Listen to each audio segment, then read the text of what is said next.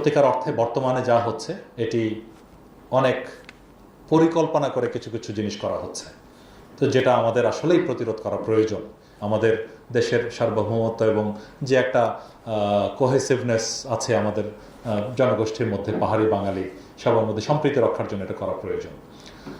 এটার প্রতিরোধের জন্য বিজিবি সেনাবাহিনীর সাথে কাজ করে যাচ্ছে।